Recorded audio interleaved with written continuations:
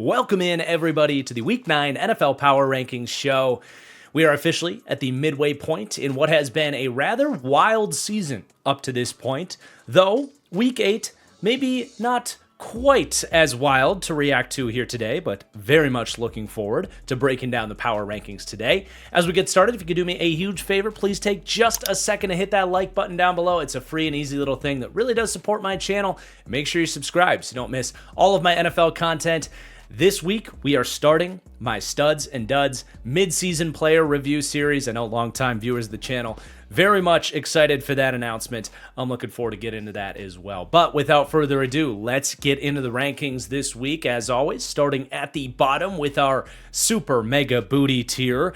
No surprise with the Tennessee Titans at number 32 as they get mollywopped by the Indianapolis Colts as 3-score underdogs going into that game. So really no change, unfortunately, for Titans fans. I guess Shamari DK looks pretty good if you're looking for a positive.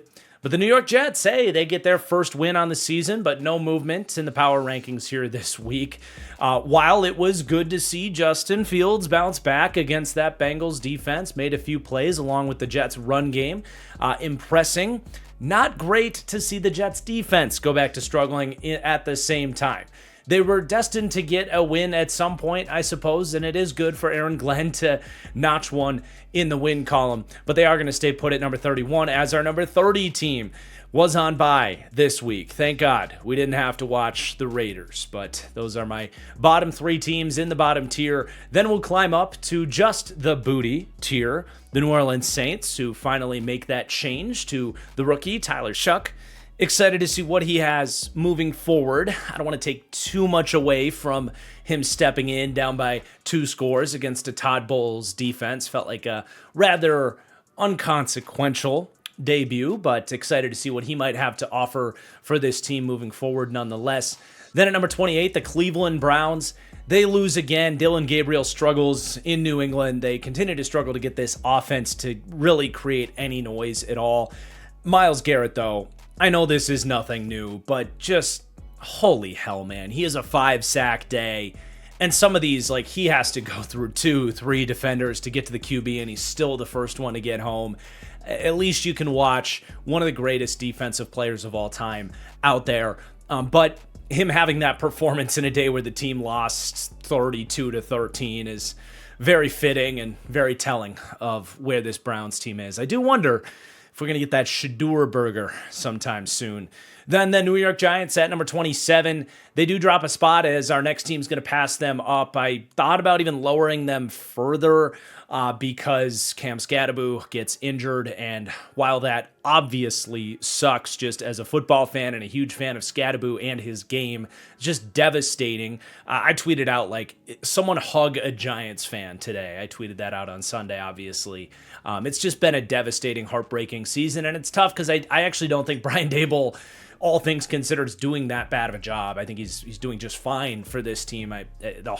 Deep down in my heart of hearts, I kind of want to see him get another crack at this. Hopefully, Skattebo can recover and get back out there next year. Just pray that sometimes those horrific-looking injuries do recover better than you may have expected. But to get that injury on top of the collapse last week, and honestly, in this game against the Eagles, they weren't going to win this one way or another. But the Giants also had to deal with one of the most poorly officiated games I have ever seen in my years of doing this. The Jalen Hurts tush-push thing. Don't even get me started on that. Just garbage. I guess I got to break out a bad East Coast accent to make my point there. But let's go ahead and move on to the Miami Dolphins, who get a win this week. I'm not ready to call it a big win, but they looked good in this win against the Falcons. They looked like kind of the old Dolphins, man. Jalen Waddle gets that explosive play. Mike McDaniel has actually had a handful of games this year, if not the majority of his games, where I continue to think he is scheming up this offense and bringing something to the table as a coach. I know it is all fingers pointing towards firing him, but other than that game in Cleveland last week, they have fought for Mike McDaniel, and I just, like him and Daboll, I'm curious if those guys do get fired and if these teams are able to find upgrades to those coaches. I know these guys aren't racking up wins lately, so it's kind of controversial to even suggest that Mike McDaniel and or Brian Daboll should keep their job. But a win like this for Miami is a reminder that Mike McDaniel does have a little bit of juice as a head coach. And it also needs to be mentioned that finally the Dolphins and their defensive front showed up in this game. Not just shutting down the run, but getting some big pressures in there from guys like Chop Robinson and company. So nice week for Miami. We'll see if they can keep it up on a short week against Baltimore here for their second Thursday Night Football appearance on the season. Now, before we go to our next tier, I want to thank the sponsor for today's video, SeatGeek. SeatGeek is the best ticketing app out there for good reason. They have the best ticket selection at the best prices. Inside their app, they color code every single seat, so you just look for the green dots. You know you're getting the best market competitive prices and the best values there on the SeatGeek app. They'll give you images of exactly what your seats are going to look like, so you know there's no columns or obstructions in your way. You can know exactly what that view is going to look like. You guys, this is the best time of the year for sports. We got the NFL in full force. We've got the NBA and NHL picking up. So go out, catch a ball game, have a great time, and know that SeatGeek has got you covered, again, with the best ticket selection and the best prices. And on top of all of that, right now, if you use code TFG10 at checkout, you will save up to $20 in the process and support my channel in the process. So that's code TFG10 at checkout. And most importantly, have a great time wherever you are headed. All right, let's go to our next tier. This is my Schrodinger's Box of Cats tier. Some people in the comments are hating on the Schrodinger's Box of Cats tier. How dare you? But as a reaction to that, I will spare you the Erwin Schrodinger breakdown this week and just say this is your NFL middle class, your cluster of teams that are both dead and alive, maybe bleeding out a little bit and hoping that this rest of the season they'll be able to patch up their wounds and get back into contention. But it's not looking good for these teams right now. So at number 25, I have the Arizona Cardinals, who were on bye this week. I will repeat my point that this team has lost 5 straight by a combined point total of 13 points, all 5 games decided in the last 30 seconds. I do think this team is more competitive than their record indicates, but I question the coaching and if they have the culture to bounce back and turn this thing back around. But should be a fascinating team to follow these next few weeks to see how much fight they have left. Then the Cincinnati Bengals, who get a gut-punching loss against the Jets this week. This was supposed to be a win, supposed to be a big one as far as their standings are concerned, as far as staying alive until Joe Burrow comes back. But the reality is, look, obviously Joe Burrow is better than Joe Flacco, but under Joe Flacco right now, this offense has been electric. So it's not like their problem is just getting Joe Burrow back. The offense has been just fine. This defense is miserable. And this week was maybe an unfortunate reminder that, yes, the Joe Flacco thing has been fun and well worth bringing him in to see what they could get from him. But this team's not going anywhere when they're giving up 38 points to the Jets. 39, rather. As far as the power rankings are concerned, they're staying put here at number 24. It just kind of made sense with how teams were playing around them. But it's just a brutal loss against the Jets this week. And if you're a Bengals fan, you're right back to kind of doom and gloom status. Unfortunately, they're going to have to really lock in and almost win out the rest of the year with Joe Flacco, who's now banged up. So it's just not great for the Bengals. They bungled it.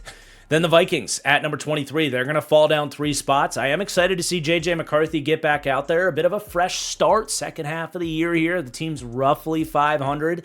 The main thing for them, they got to get that offensive line healthy. They got to find a way to make that happen. I wish it were as simple as, a genie in a lamp to save that for the Vikings, because I don't know that J.J. McCarthy can play all that well. In fact, I would bet against it if the offensive line is looking like they did for Carson Wentz last Thursday. But the reality, too, with this Vikings team is with the way that their defense is playing right now, way worse than you expected for them coming into the year. Brian Flores doesn't feel to be bringing that magic to this team that he has the last couple of seasons. They are a very beatable defense right now. I don't know if teams have figured them out or if the roster moves that they made, the talent just isn't, the puzzle pieces aren't sliding into the right spots right now. Whatever reason it is, the thing is this team might very quickly just have to turn this season into a J.J. McCarthy evaluation season and a J.J. McCarthy development season, because the NFC race is heated right now. And even if McCarthy plays better than he did to start the season, and that feels like a big if, I just don't know how often they're going to be able to win with how their defense has looked in large parts of this season. But then at number 22, the Carolina Panthers. Look, Panthers fans, y'all were complaining in the comments last week when they went down after beating the Jets. Well, here you go. You go up after getting slaughtered by the Buffalo Bills in Charlotte. Obviously, you're hoping Bryce Young can get back. Andy Dalton did not look like he was equipped to play like he did last season when he stepped in and played pretty well. But it was definitely unfortunate to see the Panthers defense nosedive straight back to the fears on them from last season and heading into this year. The lack of run defense and the run after catch, the rally tackle mentality that's been pretty good for this Panthers defense for the majority of the season. They had actually climbed in the top 7 for run defense on the season and all that. That's not going to look as good after this week, obviously, as James Cook ran rampant on this defense. So frustrating to see that regress in the way that it did against a superior opponent. But hopefully they can get Bryce back and get this thing going on the right track again. Then the Washington Commanders at number 21. They have a very sad second half against the Chiefs after I was impressed by the effort they showed here on Monday night to keep that game close against the Chiefs, but they just ran out of juice with Mariota out there, and this defense continues to feel porous on the back end.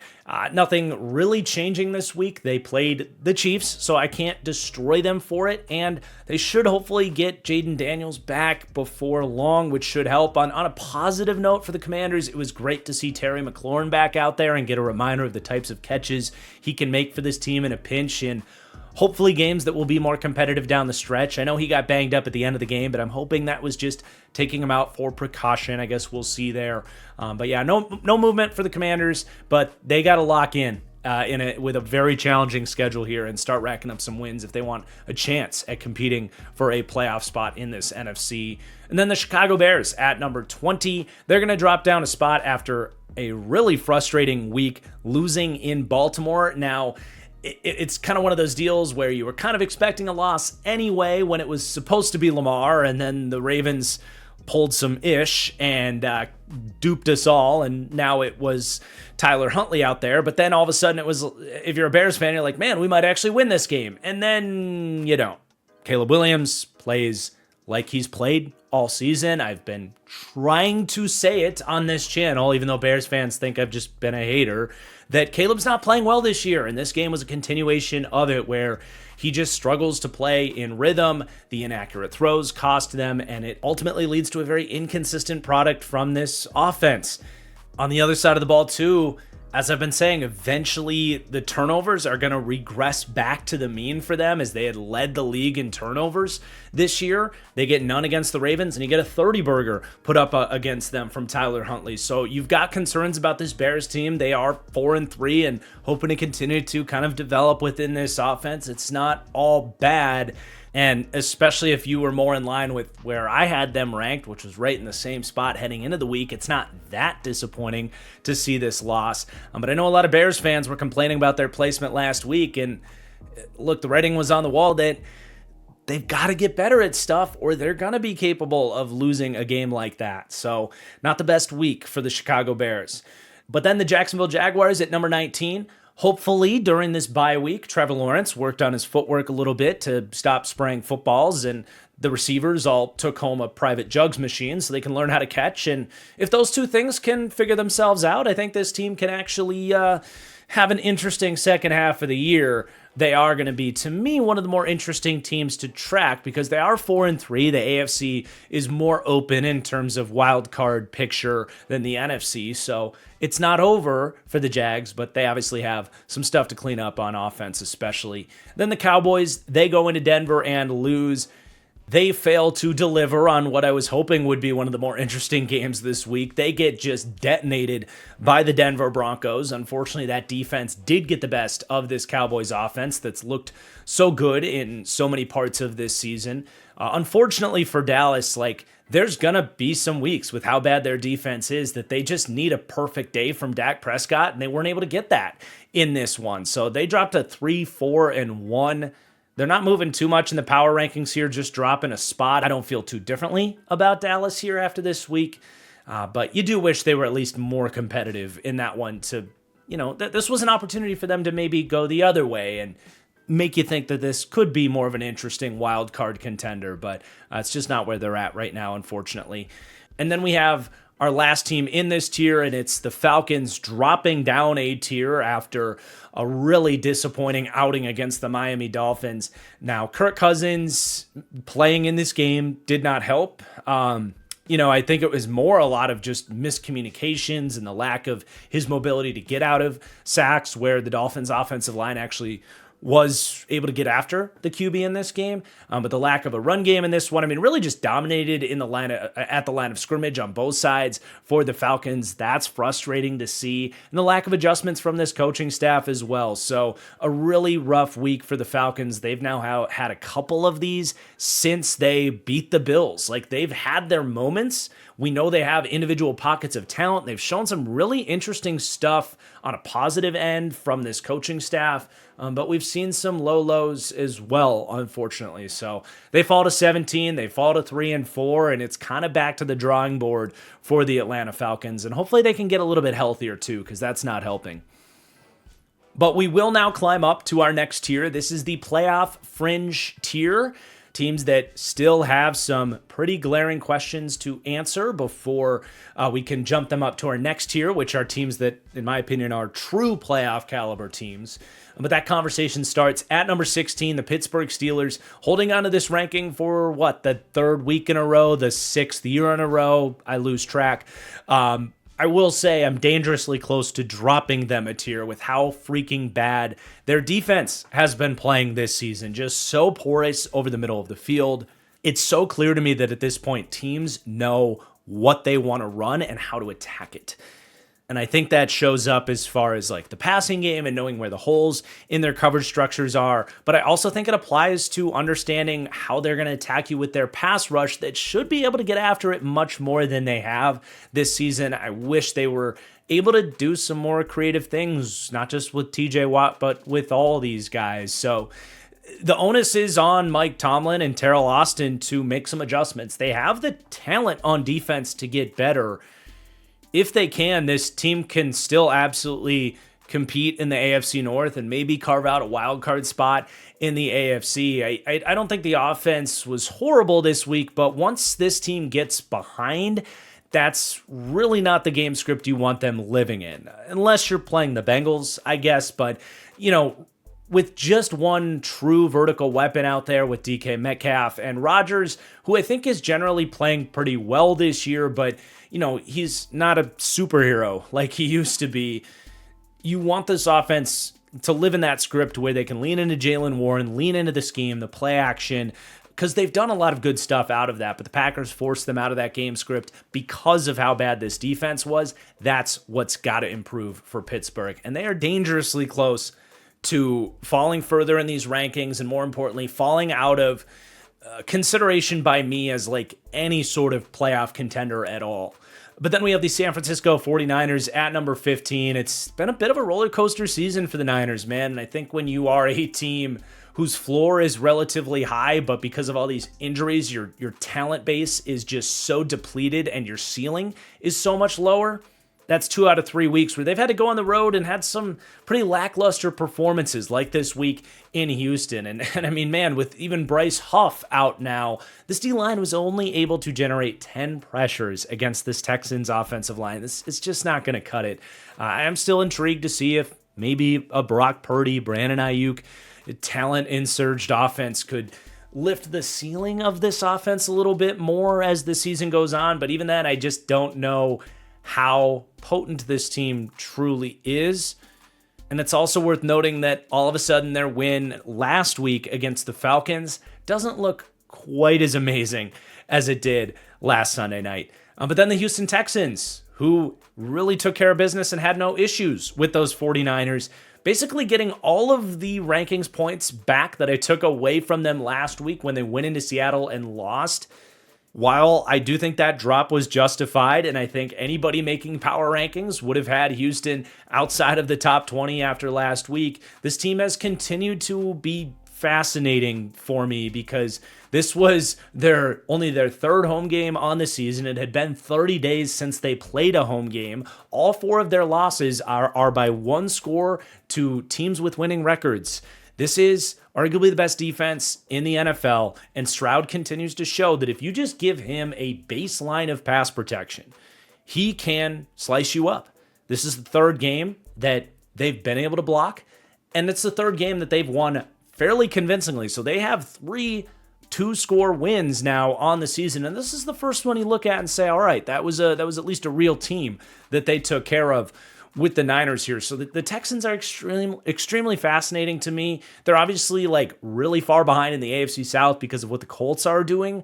But with this defense and a quarterback like CJ Stroud that I think is quickly becoming one of the underrated players in the NFL, they are definitely not a team you want to have to play, and they're about to get a big run of home games as well, which, as we saw this week, is good news for that pass rush, which is one of the better ones in the league. As we know, when you can force a team to get to the silent count and tee off on offensive lines, it can be a big advantage, especially with that crowd behind you. So look out for the Houston Texans. They are on the rise.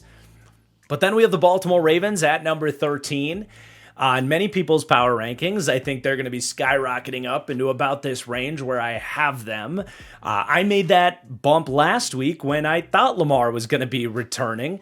Turns out he was not, but the Ravens did settle down with their defense this week, and that's the 2nd week in a row, by the way, that they've maybe made some tweaks and gotten this defense to, I'll use that term again, settle down. Good to see the run game get going as well, and Zay Flowers dominating in the way that he can. And Tyler Huntley, by the way, with a week of actual practice with the ones and all that, can run this offense in a way that Cooper Rush couldn't. So even if Lamar doesn't go on a short week, I think the Ravens are in a better spot. But fully expecting Lamar back here, that obviously played into a huge part of me bumping them up in these power rankings.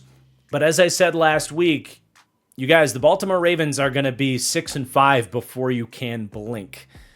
And the fact that they got that win in another game with Lamar out is a huge deal.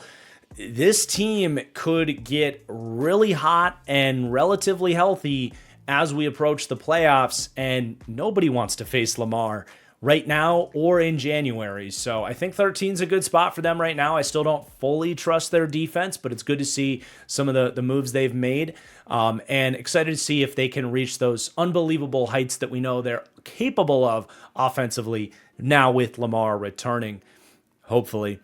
But I am actually going to push the Chargers above the Ravens.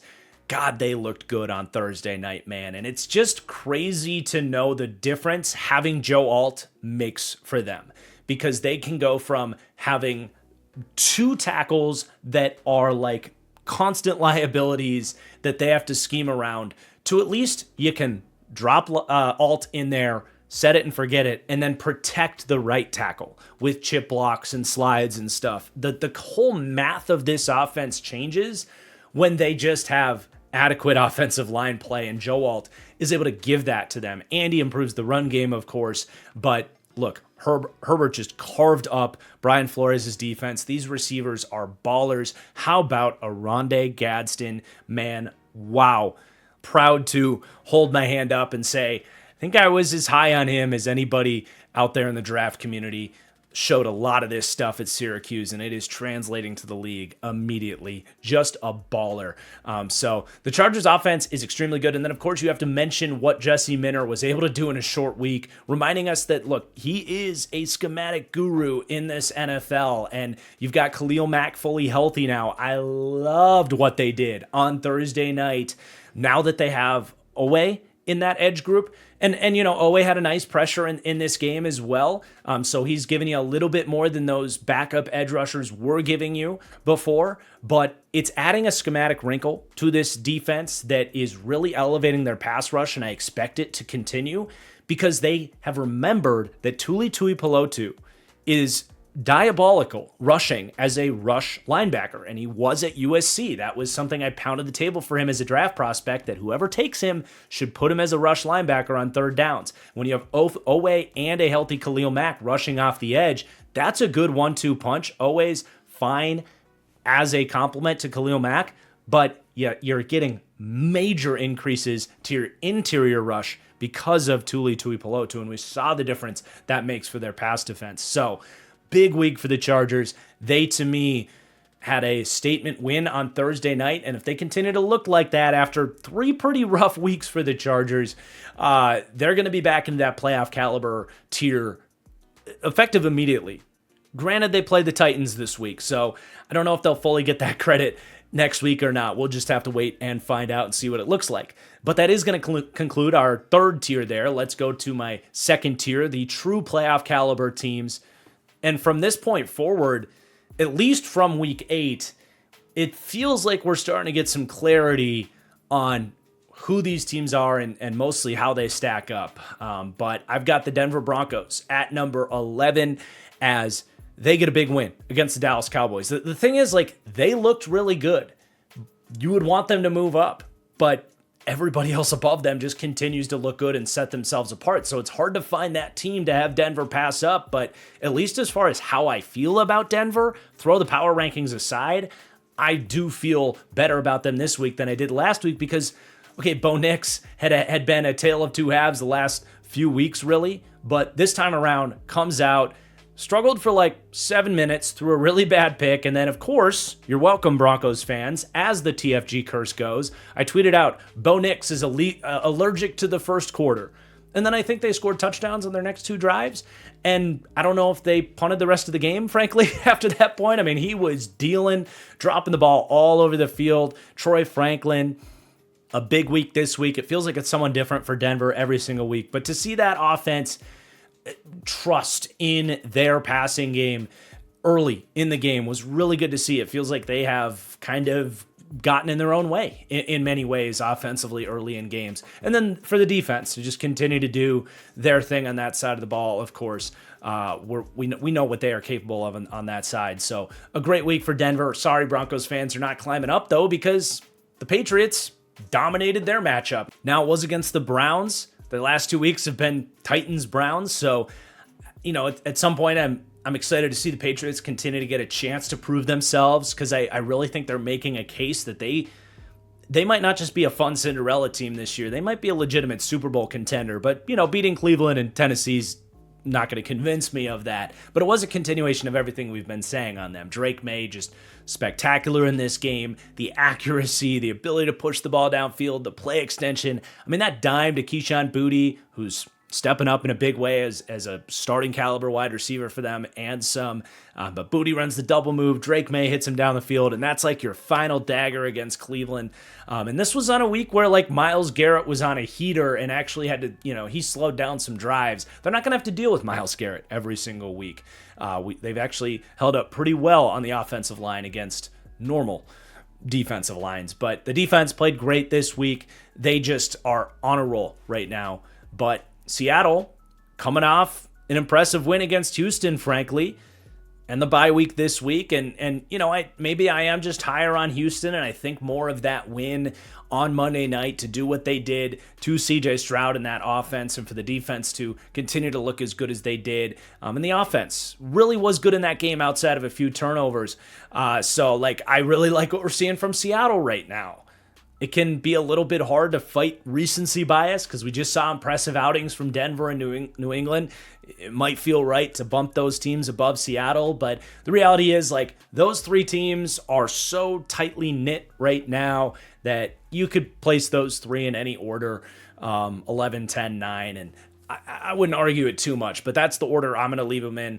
And then the Tampa Bay Bucks at number 8. I think they took care of business against the New Orleans Saints. It's not an impressive week for the Bucks.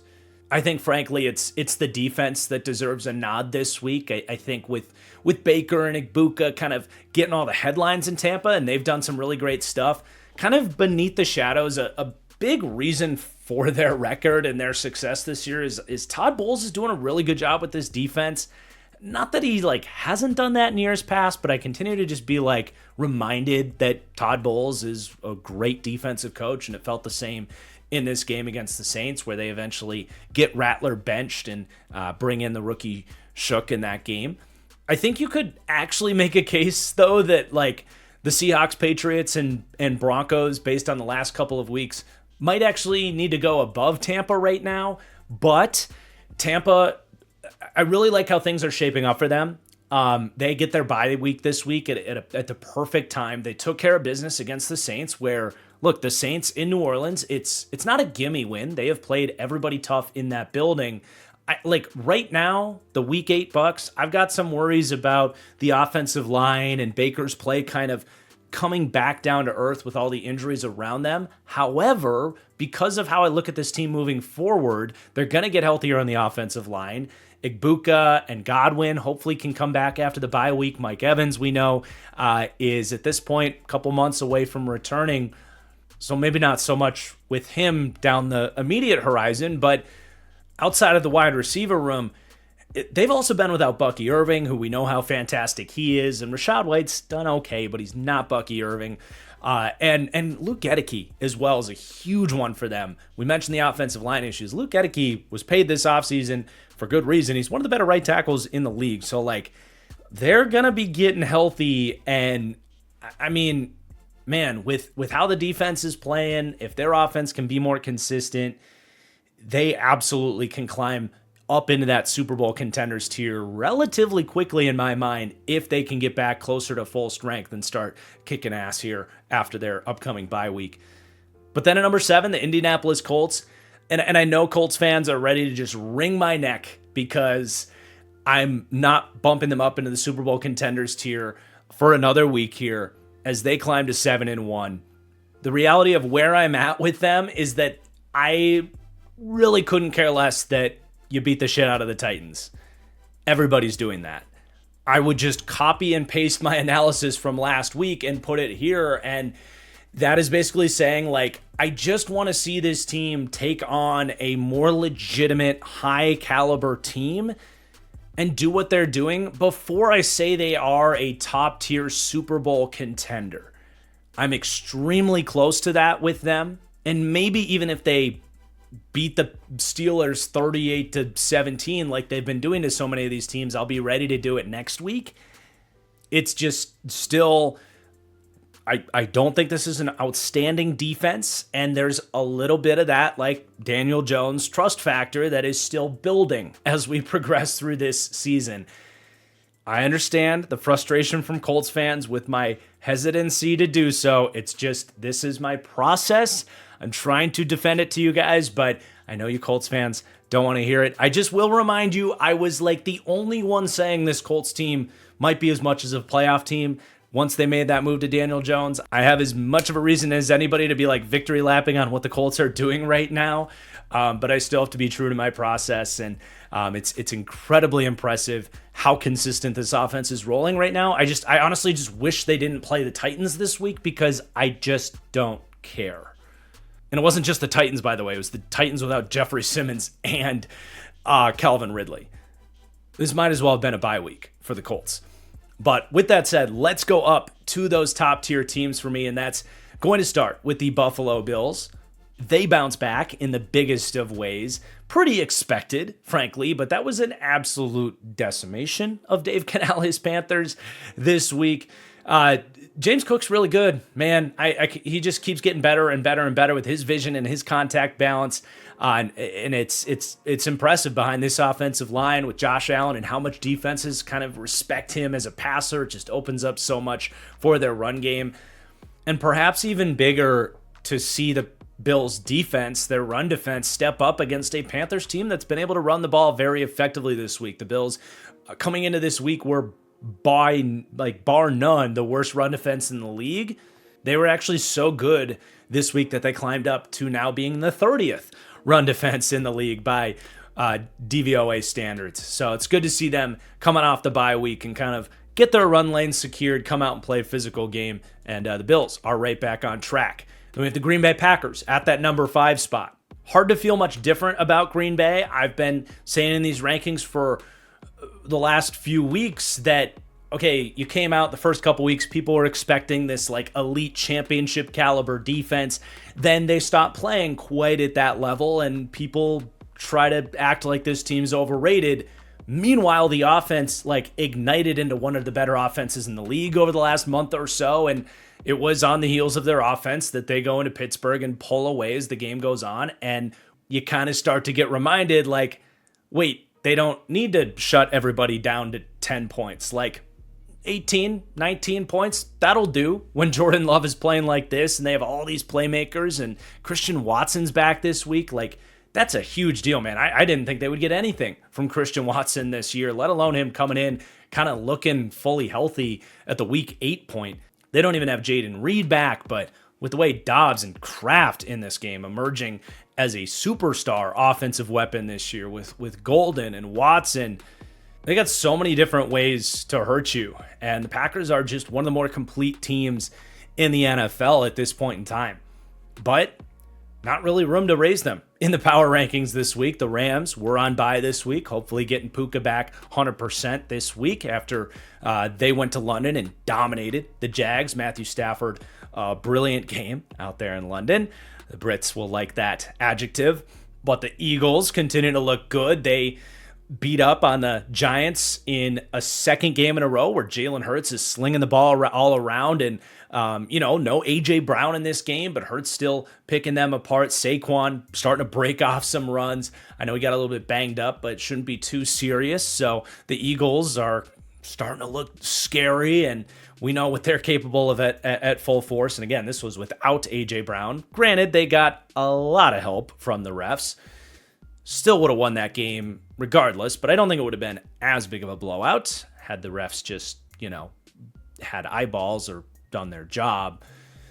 But a good win for the Eagles nonetheless. And then the Lions on bye this week. They're staying put at number 2.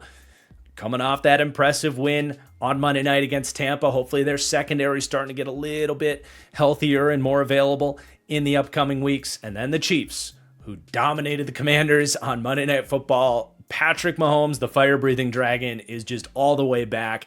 This Chiefs team just feels like they're going to be really hard to kill this year. The defense doing their thing. It's not an elite defense, but when Mahomes has all of these answers with these weapons and being the quarterback that he has to play, whether it's in structure or to improvise and create, it's going to be tough to knock off the Chiefs this year, who keep this number 1 ranking. So yeah, I think with all top 11 teams staying put, the one team I think you could argue for movement is Tampa, because they've been so beat up, and it's, the 3 teams behind them are really roaring right now. But I think I explained that well. Like, we're projecting them forward, and they're going to be getting healthy, and they are extremely potent, so it didn't feel quite right for me to lower them. But man, these top 11 teams absolutely pulling away from the rest of the NFL right now. I'm curious to hear what you guys think of these rankings. This has to be a record with nobody in the top 11 teams moving a spot this week. And I don't think it's me being stubborn either. I think it's just these teams revealing themselves much more. But anyway, I'm out of here. Thank you so much for watching. Please do hit that like button on the way out.